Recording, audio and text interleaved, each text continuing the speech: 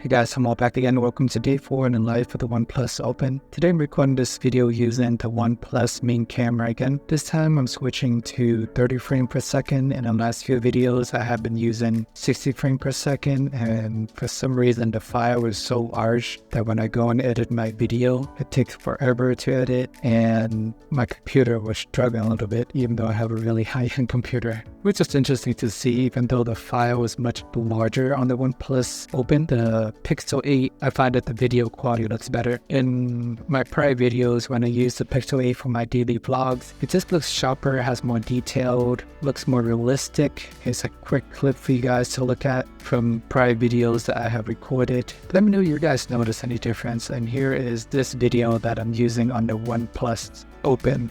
Just in general, Open, for some reason I look more yellow, it's not as much detail, not as high definition. That's just my personal preference and take. I'm usually not too picky with cameras, but the Pixel does stand out more for me. But if you get a OnePlus phone, you're not really getting it for the camera, but for the sake of comparison and testing things out, the show must go on, so I'm going to finish the rest of this video using the OnePlus Open camera. But you guys let me know which quality you prefer, if any. And before jumping to day 4 in the life of this phone, just want to give a quick shout out to my partner Mint Mobile. If you guys are tired of your current carrier, make sure to give Mint Mobile a look. They're currently offering 5G plans for as low as $15 a month. You get access to unlimited talk and texting for a limited time only. Early Black Friday deal, YouTube exclusive offer. If you buy 3 months of Mint Mobile services, you get another 3 months for free. So that is the best deal of the year. Make sure to check them out. Link in the description below. Alrighty, let's jump into day 4 and I like this phone. I started the day at 8:49 a.m. basically 9 a.m. So we'll just round it up. And this is after concluding a full 24 hours plus another 2.5 hours of battery life from the prior day. So 26.5 hours of battery life, which is really impressive. A lot of Android phones I've used in the past and I have used a lot, I've never been able to achieve such incredible battery. And I think this OnePlus phone is doing something right in terms of battery life. I know when I previously used the iPhone 15 Pro Max, I was really excited about their battery life because I was able to achieve at least a day and a half battery life with that phone.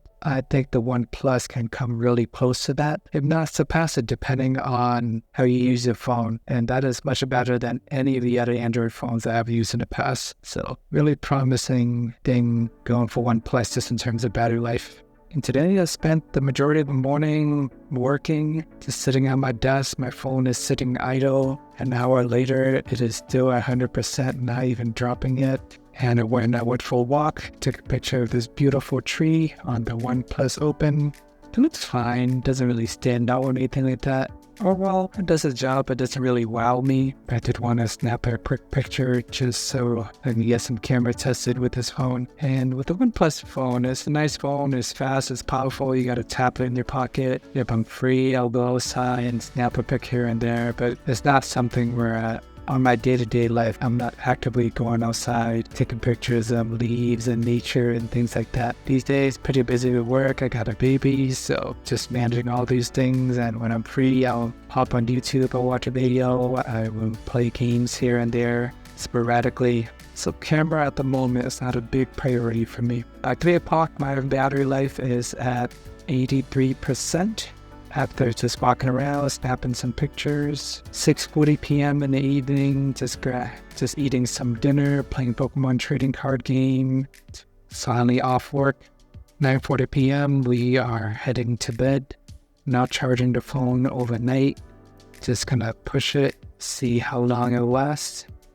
In the morning, when I'm ready to start my day at 7:20 a.m., phone is at 49%. So pretty good, almost 24 hours of battery life, and I still have about 50% left. And then I went to record my day 3 of the life video using the OnePlus phone. So this is where the battery life calculation gets just a little bit wonky, because I recorded a video for at least 15 minutes.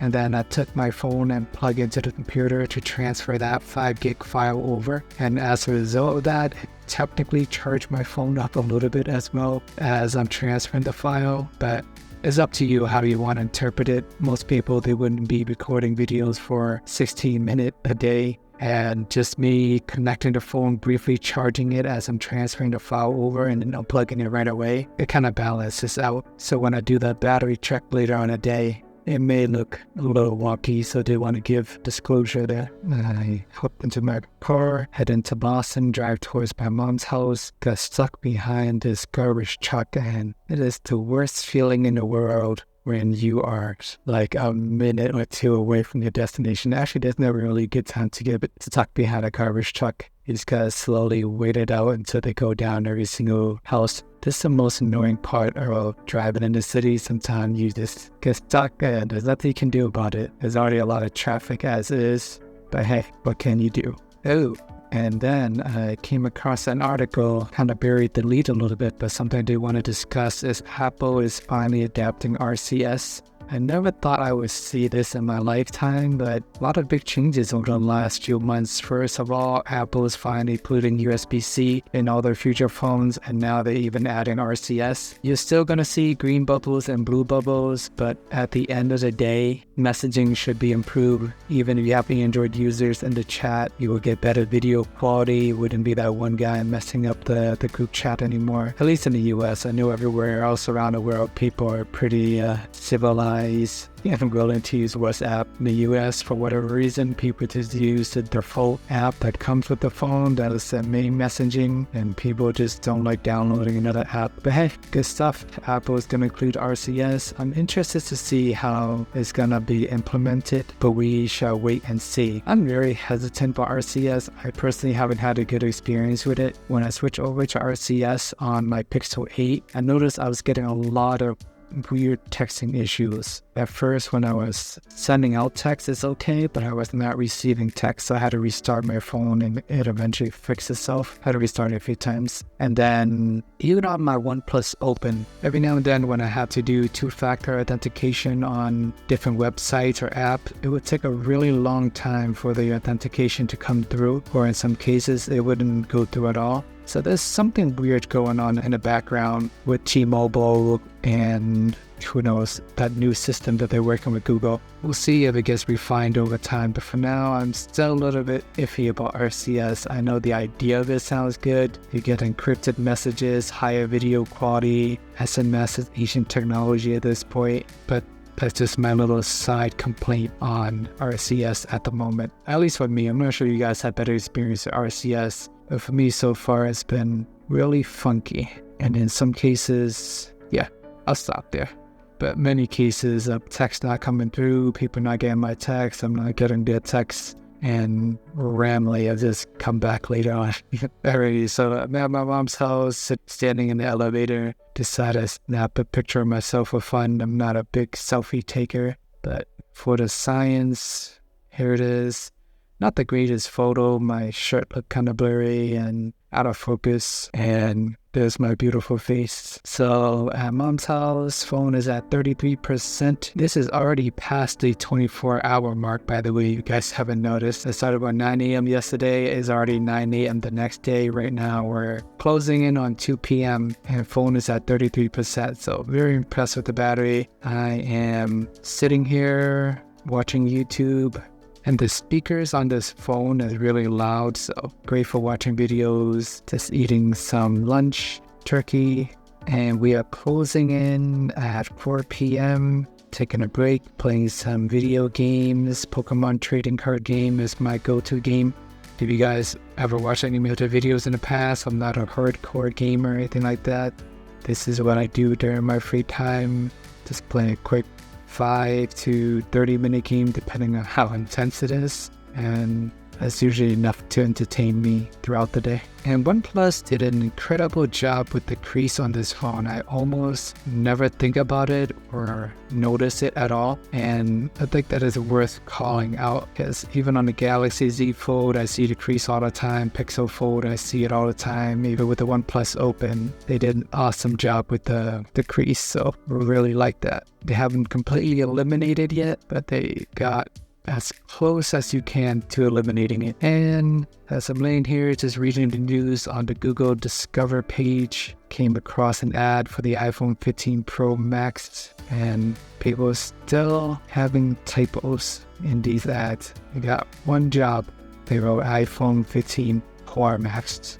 Just something funny I wanted to share. Okay, so at 4:35 p.m., phone is at 6%. They said it'll last another 40 minutes, which is rounded to 5 p.m. So ignore all these other numbers at the bottom, because if you remember earlier, I said I plugged my phone in to transfer the files, so that counts as the time I last charged the phone. So that's besides the point.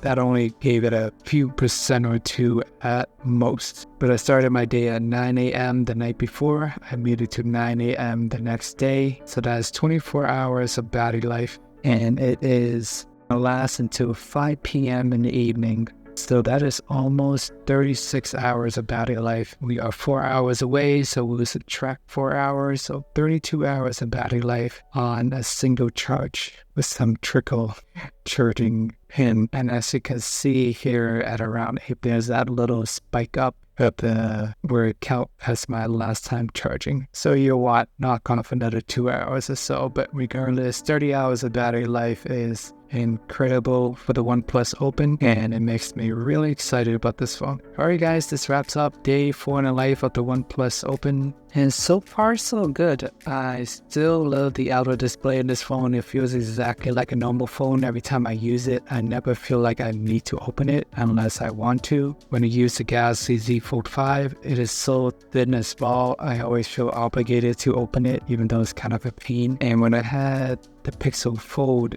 it is so heavy that after holding it one hand for a while, it does get really tiring. So I end up opening it up just so I can distribute the weight between 2 hands. But so far, OnePlus Open does an awesome job with the outer display and the inside display. You don't see any crease. They did a good job with the bezels and everything as well. Overall, it's only been 4 days, but I'm really happy with the OnePlus Open. Alright guys, let me know if there's anything else you guys want me to cover. Thoughts, comments, concern, let me know below. Thank you for watching. Remember to check out day 3 if you haven't already. Please like and subscribe, and see you guys in the next video.